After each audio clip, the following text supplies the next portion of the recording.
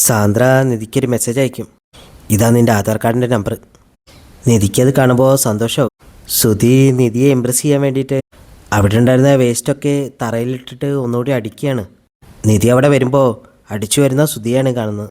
നിധി സന്തോഷത്തോടെ വേഗം കാര്യം പറയും. ശ്രുതിക്കാണെങ്കിൽ വലിയ സന്തോഷമൊന്നും തോന്നില്ല.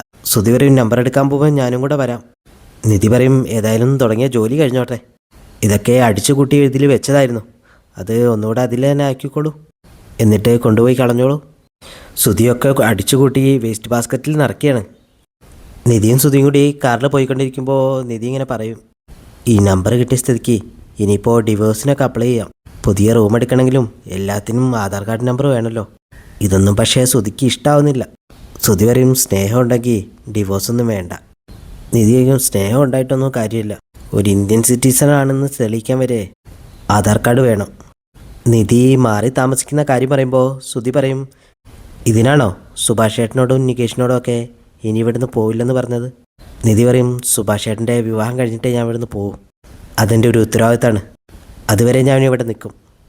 പിന്നെ ഇയാളുടെ കല്യാണം നടത്തണം, എനിക്ക് വേണ്ടി ജീവിതം കളഞ്ഞ ആളാണ് ഇയാൾ.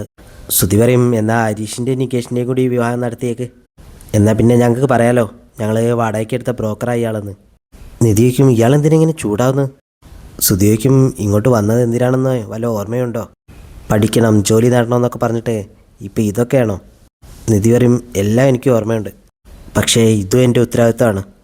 അവർ ആധാർ കാർഡ് എടുക്കാൻ വേണ്ടി ഒരു കഫേയിൽ ചെല്ലുകയാണ്. നിധി ആധാർ നമ്പർ പറഞ്ഞു കൊടുക്കുമ്പോൾ അവർ പറയും, ആധാർ കാർഡിലെ രജിസ്റ്റേർഡ് നമ്പറിലേക്ക് ഇപ്പോൾ ഒരു OTP വരും, അത് പറയണമെന്ന് പറയും. നിധി അപ്പോൾ പണ്ട് ആ സിമ്മ് കളഞ്ഞത് ഓർക്കും. ശ്രുതിക്ക് അത് കേൾക്കുമ്പോൾ സന്തോഷമാവും. ശ്രുതി ഇങ്ങനെ മനസ്സ് പറയും, ആധാർ കിട്ടിയിട്ട് ഡിവോഴ്സ് നടത്തണമല്ലേ, ഇപ്പോൾ എങ്ങനെയുണ്ട് നിധി? ആ സമയത്ത് നിധി തിരിഞ്ഞ് ശ്രുതിയെ നോക്കുമ്പോൾ ശ്രുതി ഒരു വിഷമഭാവത്തിൽ നിൽക്കും. അവർ ആധാർ കാർഡ് കിട്ടാതെ തിരിച്ചു പോരുകയാണ്. സാന്ദ്രയോട് അരുൺ വന്നിട്ട് ചൂടാവുകയാണ്, നീ നിധിയെ സഹായിച്ചതൊക്കെ ഞാൻ അറിഞ്ഞിട്ടുണ്ട്, ഞങ്ങൾക്കൊന്നും ഇല്ലാത്തൊരു സ്നേഹം നിനക്കായിട്ട് അവളോട് വേണ്ട. എന്നെ ചതിക്കുന്ന ഭാര്യയായാലും പെങ്ങളായാലും പിന്നെ അവരുമായിട്ട് ഒരു ബന്ധം എനിക്കില്ല. ഇത് നിനക്കുള്ള ലാസ്റ്റ് വാണിംഗാണ്.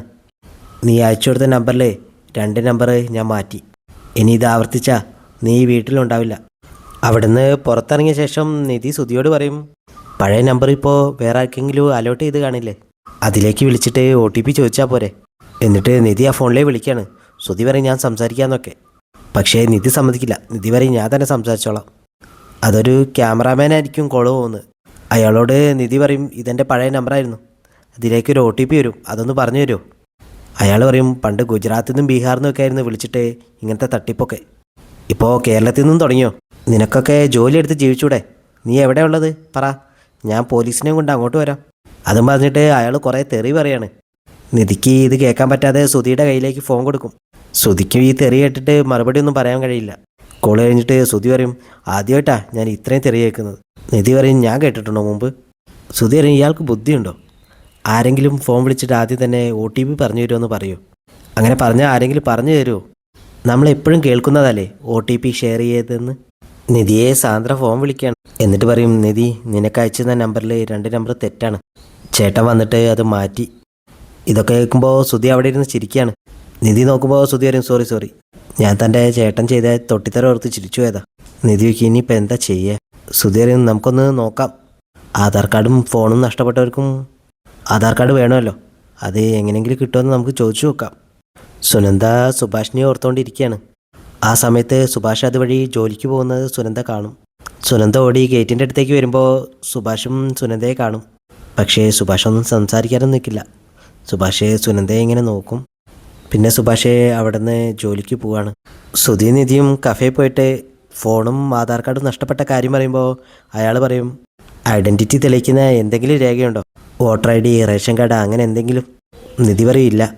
അയാൾ പറയും, അതൊന്നുമില്ലാതെ കിട്ടാൻ പാടാണ്. നിധി പറയും, ഇനി ഇതിൻ്റെ പിന്നാലെ നടക്കണ്ട, ഈ ജന്മം മുഴുവൻ ഞാനൊരു ഐഡൻറ്റിറ്റി ഇല്ലാത്തവളായിട്ട് ജീവിച്ചു.